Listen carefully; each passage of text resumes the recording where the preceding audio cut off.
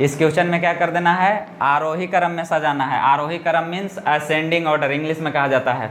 चलो देखो, अगर असेंडिंग ऑर्डर में किसी पूर्णांक संख्या को सजाना होगा, जैसे 1, 5, 8, 2, 7 इस टाइप के, तो इसको सजाना बहुत हार्ड नहीं है, बहुत इजीली इसको सजा लेगा, है कि नहीं। जैसे कि अच्छा, आरोही और अवरोही मतलब समझ में आता है ना। Yes sir. आरोही का मतलब कि जो भी संख्या का ग्रुप दिया हुआ है उसको ऐसा सजाना है कि छोटा संख्या से स्टार्ट करते हुए बड़ा की तरफ जाना है। जैसे अगर इसको हम सजाना चाहेंगे आरोही क्रम में, तो सबसे पहले छोटका को लिखेंगे 1 को, इसके बाद 1 से जो बड़ा होगा 2, इसके बाद उससे बड़ा होगा 5, इसके बाद उससे बड़ा 7, इसके बाद उससे बड़ा 8, यानी छोटा से स्टार्ट करके बड़ा की तरफ जाते हैं। आरोही क्रम का मतलब ये हुआ। अगर इसी को अवरोही क्रम में सजाना होगा तो बड़का से स्टार्ट करके छोटका की तरफ चल जाएंगे, 8 फिर 7 फिर 5 फिर 2 फिर 1, समझ में आया कि नहीं।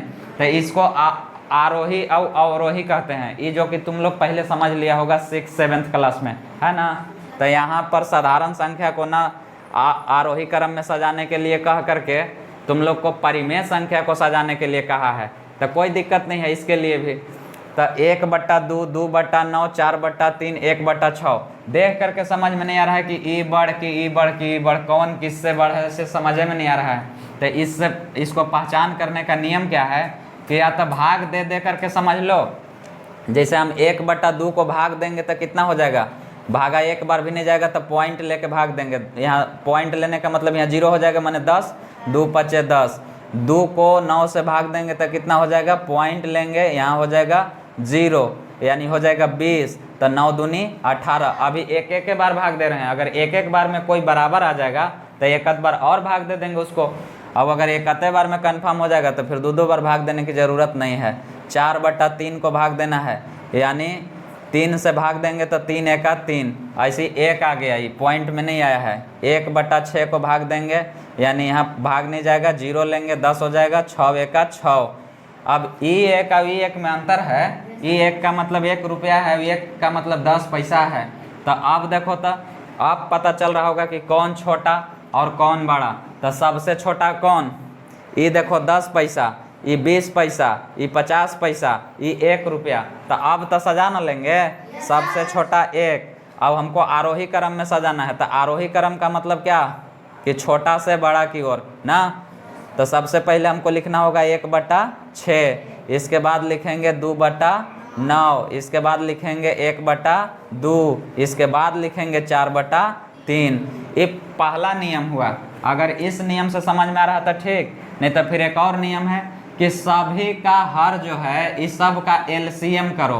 तब बताओ 2, 9, 3, 6, इसका एलसीएम करेंगे तो ये कटेगा 2 से। 2 × 1 = 2, 9 नहीं कटेगा, 3 नहीं कटेगा, 6 कटेगा, 3 से काटेंगे, 3 × 3 = 9, 3 × 1 = 3 × 1 = 3 × 3 = 9, 9 दूनी 18।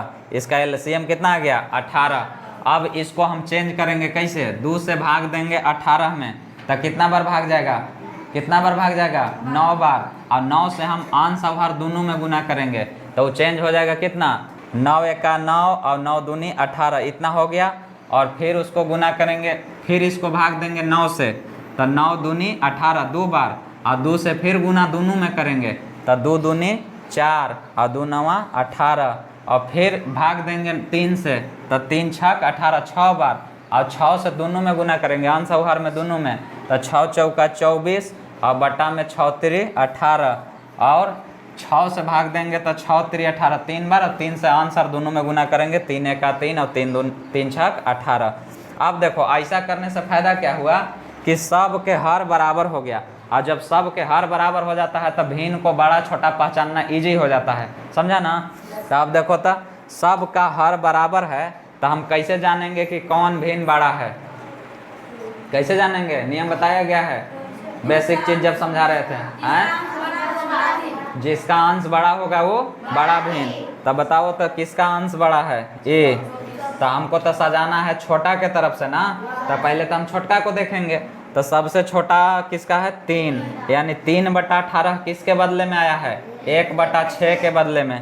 तो पहले हम 1/6 लिखेंगे, फिर 4/18 को सजाएंगे। 4/18 किसके बदले में आया है? 2/9 के बदले में, इसको 2/9 लिखेंगे। और फिर आया है कितना? 9/18, शुरू वाला 1/2 के बदले में ना। और फिर आया है लास्ट में सबसे बड़ा 24/18 किसके बदले में? 4/3 के बदले में। तो ये हो गया 4/3। ये सज गया किस में? आरोही क्रम में। समझ में आया? तो तुम लोग को चाहे ई नियम सही लगे चाहे भाग दे करके सही लगे, दोनों नियम से इसको कंपैरिजन कर सकता है कि कौन बड़ा और कौन छोटा। आरोही क्रम में सजाना हो या अवरोही क्रम में सजाना हो, उसके लिए तो सबसे पहले जरूरी है कि तुम भिन्न को पहचानो कि कौन भिन्न बड़ा और कौन छोटा। समझ में आ रहा है कि नहीं? अब नहीं तो पहचान नहीं पाएगा तो फिर सजाना तो बड़ी दूर के बात हो जाएगा। सबसे तो जरूरी पहला काम है कि समझो कि कौन बड़ा कौन छोटा। तो हम समझ लिए, इसके बाद सजाना कौन बड़ी भारी बात है? सजाना बड़ी भारी बात नहीं है, सबसे पहले उसको पहचानना बड़ी भारी बात है कि कौन भिन्न बड़ा कौन छोटा। कोई दिक्कत? तब बाकी के और समझाना पड़ेगा कि बन जाएगा? बन जाएगा। सच में बन जाएगा हाँ सर। कि झूठ मूठ के? बन जाएगा। हाँ तो ठीक, बना लेना, इसको घर पर होमवर्क में कंप्लीट कर लेना।